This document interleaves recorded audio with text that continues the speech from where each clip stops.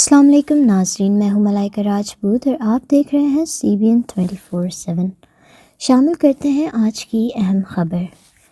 DGI SPR کا سخت موقف، عمران خان کا فوج مخالف بیانیہ، قومی سلامتی کے لیے خطرہ، کسی کو بھی اداروں کے خلاف نفرت پھیلانے کی اجازت نہیں دی جائے گی۔ راولپنڈی میں آج ایک اہم پریس کانفرنس سے خطاب کرتے ہوئے DGI SPR lieutenant general Ahmed Sharif Chaudhry نے پاکستان تحریک انصاف کے بانی اور سابق وزیر اعظم عمران خان کے فوج مخالف بیانیے پر شدید رد عمل ظاہر کیا۔ DGI SPR نے بے لاگ انداز میں کہا کہ عمران خان کا مسلسل پروپیگنڈا اور ریاستی اداروں کے خلاف نفرت انگیز مہم نہ صرف سیاسی اخلاقیات کے خلاف ہے بلکہ اب براہ راست قومی سلامتی کے لیے خطرہ بنتی جا رہی ہے۔ خطاب کے آغاز میں لیفٹیننٹ جنرل احمد شریف نے عمران خان کے بیانیے کو قومی سلامتی کے لیے ایک ابھرتا ہوا سنگین خطرہ قرار دیا۔ انہوں نے کہا کہ عمران خان کی تقاریر، بیانات اور سوشل میڈیا کے ذریعے پھیلائی جانے والی مہم حدود سیاست سے بہت آگے نکل چکی۔ انہوں نے سوال اٹھایا کہ آپ کون ہیں، آپ کا مقصد کیا ہے، آپ کس کو یہ پیغام دینا چاہتے ہیں اور آپ آخر کس کے فائدے کے لیے ریاستی اداروں کو نقصان پہنچانے کی کوشش کر رہے ہیں۔ وہ تم ہو کون؟ یہ کیا سوچ ہے؟ کہاں بیٹھ کے کون سی فرسٹریشن ہے تمہارے اندر؟ کہاں سے تم نے یہ علم حاصل کر لیا؟ کس کی تم زبان بول رہے ہو؟ تم کیا پیغام دینا چاہ رہے ہو اس ملک کو؟ تم سمجھتے کیا ہو اپنے آپ کو؟ DGI SPR نے کہا کہ ایک فرد کی خواہشات، ذاتی مفادات اور انا ریاست اور اس کے اداروں سے بڑھ کر دکھائی جا رہی ہے، جو کسی بھی ملک کے لیے انتہائی خطرناک صورتحال ہوتی ہے۔ ان کا کہنا تھا کہ پاک فوج ملک کو انتہا پسند عناصر، دہشت گرد تنظیموں اور بیرونی دشمنوں سے تحفظ دیتی ہے، اس لیے فوج کو کمزور کرنا یا اس کے خلاف نفرت پھیلانا براہ راست ملکی دفاع پر حملہ ہے۔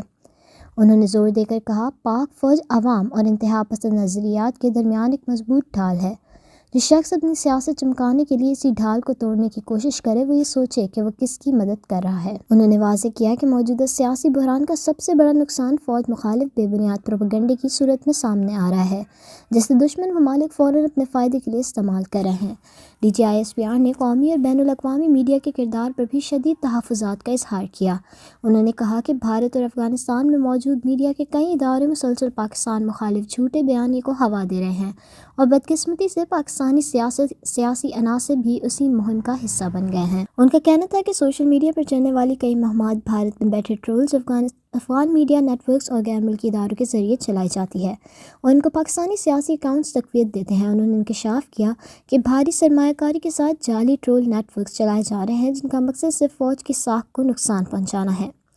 انہوں نے افسوس کا اظہار کرتے ہوئے کہا کہ پاکستان کی فوج نہ کسی لسانیت، نہ کسی فرقے، نہ کسی سیاسی سوچ، نہ کسی مذہب اور نہ کسی طبقے کی نمائندہ ہے۔ ہم ہر علاقے، ہر شناخت اور ہر طبقے سے تعلق رکھتے ہیں، مگر وردی پہن کر اپنی تمام وابستگیاں ایک طرف رکھ دیتے ہیں۔ فوج صرف ایک شناخت رکھتی ہے، پاکستان کی شناخت۔ We are the armed forces of Pakistan. We don't represent any ethnicity. ہم کسی علاقیت کو، کسی لسانیت کو، کسی مذہبی جھکاؤ کو اور کسی سیاسی سوچ کو یا مکتبہ فکر کو ریپرزینٹ نہیں کرتے۔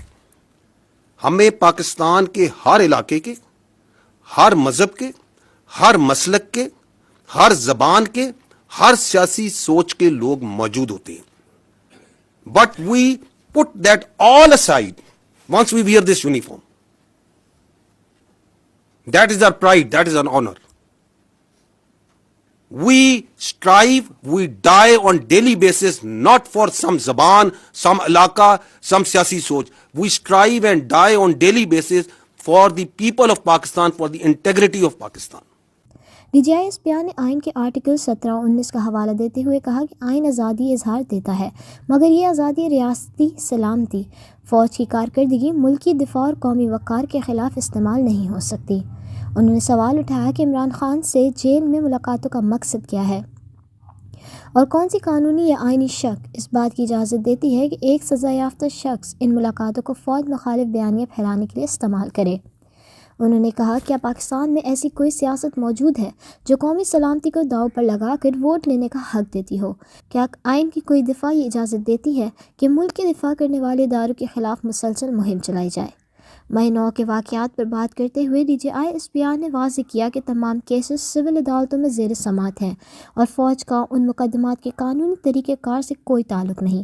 اگر کسی کو سوالات ہیں تو وہ وزارت قانون یا متعلقہ حکام سے رجوع کریں۔ گورنر راج سے متعلق پوچھے گئے سوال کے جواب میں انہوں نے کہا کہ مکمل طور پر حکومت کا آئینی اختیار ہے، فوج کا نہیں، اور فوج کسی بھی سیاسی فیصلے میں مداخلت نہیں کرتی۔ خطاب کے آخر میں لیفٹیننٹ جنرل احمد شریف نے دہشت گردی کے خلاف قومی اتفاق رائے کی ضرورت پر زور دیتے ہوئے کہا کہ نیشنل ایکشن پلان پر مکمل اور جامع عمل درآمد ہی ملک کو اندرونی اور بیرونی خطرات سے بچا سکتا ہے۔ انہوں نے کہا کہ پاک فوج نے ہمیشہ قربانی دی ہے، دے رہی ہے اور آئندہ بھی ملک کے دفاع کے لیے ہر حد تک جائے گی۔ انہوں نے واضح انداز میں کہا کہ ہم نے ریاست پاکستان کے تحفظ کا حلف اٹھایا ہے اور اس حلف کی حفاظت کے لیے ہم ہر قیمت ادا کریں گے۔ سیاست آتی جاتی رہے گی مگر ریاست ہمیشہ مقدم ہوتی ہے۔